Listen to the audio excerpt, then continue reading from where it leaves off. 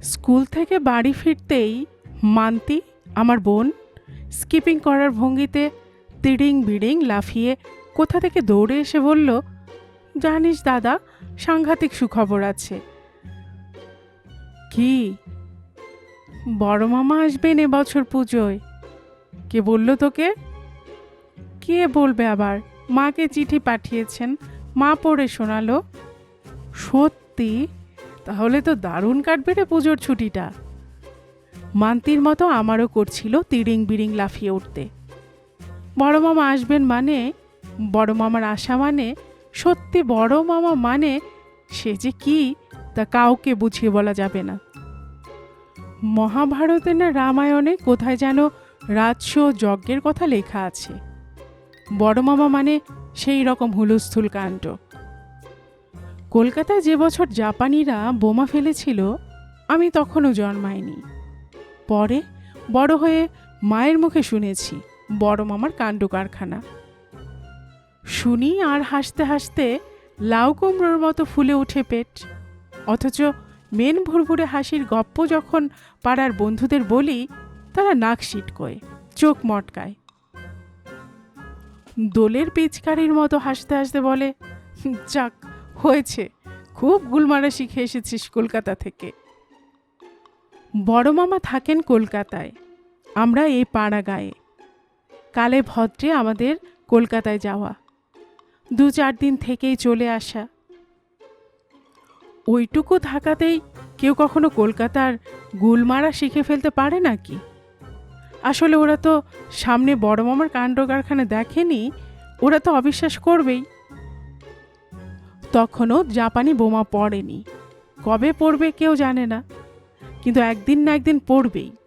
এই কথাটা রাষ্ট্র হয়ে যাওয়ার পর কলকাতার যেসব মানুষ ছিলেন, আমাদের গ্রামের এ বাড়ি ও বাড়ির, এ পাড়ার ও পাড়ার আত্মীয়, কলকাতা ছেড়ে সবাই চলে এলো সেখানে।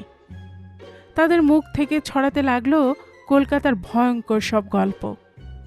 আর সেসব মায়ের কানে যেতেই মা বুক ভাসাতে লাগলেন চোখের জলে। আমার বড়দার কি হবে গো? বড়দা কেন চলে আসছে না এখানে? সবাই চলে এলো কলকাতা ছেড়ে, বড়দা কেন একা পড়ে আছে ওই শ্মশানে গো? হো গো, আমার বড়দার কি হবে গো? মায়ের এই একটানা কান্নায় নাকানে চুবুনি খেতে খেতে বাবা নাকি শেষ পর্যন্ত পাড়ার সবচেয়ে চৌকস ছেলে হরিদাকে পাঠিয়ে দিয়েছিলেন কলকাতায় বড় মামাকে সপরিবারে আমাদের এখানে নিয়ে আসতে। হরিদা গেছে, 1 দিন যায়, 2 দিন যায়, 3 দিন যায়, 5 দিন যায়, 7 দিন যায়, হরিদার ফেরার নামগন্ধ নেই। তাতে মায়ের ধারণা হয় জাপানি বোমায় শেষ হয়ে গেছে সবাই। পাড়াপড়শিরা যত বোঝায়, না গো, এখনো বোমা পড়েনি, কলকাতায় এমন ব্ল্যাক আউট যে জাপানিরা বুঝতেই পারছে না কোনটা কলকাতা আর কোনটা কোলাঘাট, তাই আকাশে চক্কর মেরে পালিয়ে যাচ্ছে। মায়ের এক বিন্দু বিশ্বাস নেই সেসব কথায়। আষাঢ়ে বৃষ্টির মতো মায়ের অঝোর কান্নায় ভিজে গিয়ে বাবাকে অগত্যা ছুটতে হলো একদিন কলকাতায়। মা বারবার করে বলে দিলেন, যদি বেঁচে থাকে একদণ্ড অপেক্ষা না করে দাদাদের নিয়ে তখনই চলে আসবে। বাবা গেলেন। 1 দিন গেল, 2 দিন গেল, 3 দিন গেল, 5 দিন গেল, বাবার ফেরার নামগন্ধ নেই। ফলে ঘন ঘন মূর্ছা হতে লাগলো মায়ের। এমন সময় একদিন ফিরে এলো হরিদা। হরিদাকে কাছে পেয়ে বুকে জড়িয়ে মায়ের তো ডাক ছেড়ে কান্না। ও হরি, তুই আগে বলতো ওরা সবাই বেঁচে আছে? হরিদা নাকি তখন পাগলের মতো হাসছিল। বেঁচে আছে প্রশ্ন করছেন কেন মাসিমা? বেঁচে না থাকলে আপনাদের কাছে পাঠান আমাকে? হ্যাঁ, আমাদের কাছে তোকে পাঠাবে কি রে? তোকে তো আমরা পাঠিয়েছিলাম তাদের কাছে। সে তো আপনারা পাঠিয়েছিলেন, এবার উনারা পাঠিয়েছেন আমাকে আপনাদের কলকাতায় নিয়ে যেতে। হ্যাঁ, আমাদের বড়দা আমাদের কলকাতা নিয়ে যাওয়ার জন্য তোকে পাঠিয়ে দিয়েছেন এখানে। আর সেই মানুষটা মানু, মান্তির বাবা, তারও বুঝি বড়দার মতো মরবার শখ উঠেছে উতলিয়ে? কি বলছেন মাসিমা? আপনি একবার আমার দিকে তাকিয়ে দেখুন তো, দেখুন দেখলে বুঝতে পারবেন কী কাণ্ড চলেছে বড় মামাদের বাড়িতে। কান্না থামিয়ে হরিদার দিকে তাকিয়ে তো মায়ের চোখ দুটো কপালে। ও হরি, তোর এমন দশা হলো কি করে রে? ছাগলের ঠ্যাঙের মতো তোর হাত দুটো হয়ে গেছে যেন হাতের সুর, পেটটা ফুলে হয়ে গেছে জয় ঢাক, কালবোস মাছের গায়ের রংটা পাল্টিয়ে হয়ে গেছে পাকা রুইয়ের মতো। কি করে এমন হয়ে গেলে তুই? মাসি গো, তোমাকে যদি সব কথা খুলে বলি তো বিশ্বাস করবে না, ভাববে বানাচ্ছি। আমি তো এখান থেকে গিয়ে পৌঁছলাম মামার বাড়িতে, আর আমাকে পেয়েই অমনি ভরে দিলেন জেলখানায়। জেলখানা? জেলখানা তো বড়দার বাড়ি থেকে অনেকটা দূরে, তোকে সেখানে ভরতে নিয়ে গেল কেন? কি করেছিলি তুই? সত্যিকারে জেলখানা নাকি? আদর যত্নের জেলখানায়। জেলে পড়লে সশ্রম কারাদণ্ড ভোগ করতে হয় না? তা আমাকে ভোগ করতে হলো সেই রকম সশ্রম কারাদণ্ড, বাড়ির যত্নের মানে খাওয়া দাওয়ার। আমাকে হাতের নাগালে পেয়েই বড় মামার সে কি কঠিন শাসন, যেই না বলেছি আপনাদের নিয়ে যেতে এসেছে আমাদের গ্রামে। কি বললে? এই রাত সুখের কলকাতা ছেড়ে আমি যাব তোমাদের ওই এদো কাকিনাড়ায়? শোনো, এসে পড়েছো যখন, যাওয়ার নামটি করবে না যতদিন না যুদ্ধ থামছে। তুমি ফিরে না গেলে এক এক করে বোন জামাই, বোনপো, বোনছিরা হাজির হবে। তখন সবাই মিলে এখানে শুরু হয়ে যাবে রাম রাজত্ব। রুই মাছের সের 4 আনা, 1 টাকায় 10 সের বাসমতি চাল, রসগোল্লা পান্তুয়া 1 আনায় 10টা, 1 হাঁড়ি রাবড়ি 2 আনা। 3 তলা বাড়ি বিক্রি হচ্ছে 500 টাকায়, বিলিতি গাড়ির দাম 50-60 টাকা, তাও কিনবার লোক নেই। 1 সের পটল কিনলে 1 পো ফাও দিয়ে দিচ্ছে। এমন রাজসুখের কলকাতাকে ছেড়ে কেউ কখনো পাড়াগায়ে ছোটে? যারা পালাচ্ছে তারা মূর্খ, গবেট। আর শোনো বাবা হরি, 1 তলায় 2 তলায় 2 জায়গাতে রান্না হচ্ছে, তোমার যেখানে খুশি খেও। যদি মাসিমার হাতে খেতে ইচ্ছে করে 2 তলায় খাবে, যদি রাঁধুনি বামুনের হাতে খেতে ইচ্ছে করে 1 তলায় খাবে। তবে 2 তলায় নিরামিষি, 1 তলায় আমিষ।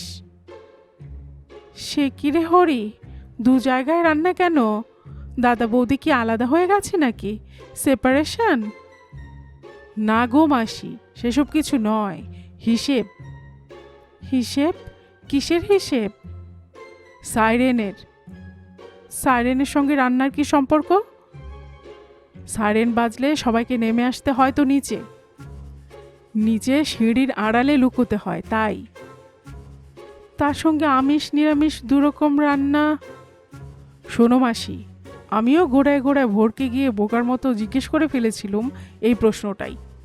তখন মামাবাবু গম্ভীর হয়ে গিয়ে প্রশ্ন করলেন, কিসে পাশ করেছ? সায়েন্স না আর্টস? আমি মাথা নিচু করে বললাম, 8 ক্লাস। ও, তার মানে ক্লাস 8 পর্যন্ত তোমার বিদ্যের দৌড়, তাই বলো? সেই জন্যই এমন সহজ ব্যাপারটা বুঝতে পারছো না। রোজ সাইরেন বাজে কলকাতায়, সেটা জানো তো? আগে হ্যাঁ। কতক্ষণ বাজে? আগে মিনিট 10 বোধ হয়। জাপানিরা যেদিন সত্যি সত্যি বোমা ফেলতে আসবে কতক্ষণ বাজবে? আগে আমি কি করে বলবো? তাহলে সোজা উত্তরটা শুনে রাখো। জাপানি বিমান কলকাতার আকাশে যতক্ষণ টহল দিয়ে বেড়াবে ততক্ষণই বেজে চলবে সাইরেন। আগে হ্যাঁ। সেটা 1 ঘন্টা হতে পারে, আবার 10 ঘন্টাও হতে পারে। আগে হ্যাঁ। তাহলে যেদিন 10 ঘন্টা সাইরেন বাজবে আমরা থাকবো কোথায় তখন? আগে সিঁড়ির নিচে। ওই 10 ঘন্টা খাবো কি? না খেয়ে থাকা সম্ভব নয় নিশ্চয়। আগে না। তাহলে প্রত্যেক দিনই 10 ঘন্টার জন্য আগাম প্রস্তুত থাকা উচিত। আগে হ্যাঁ। 10 ঘন্টা ধরে সাইরেন বাজলে মনের আর শরীরের কী ধরনের অবস্থা হতে পারে তা কল্পনা করার শক্তি নিশ্চয় আছে তোমার।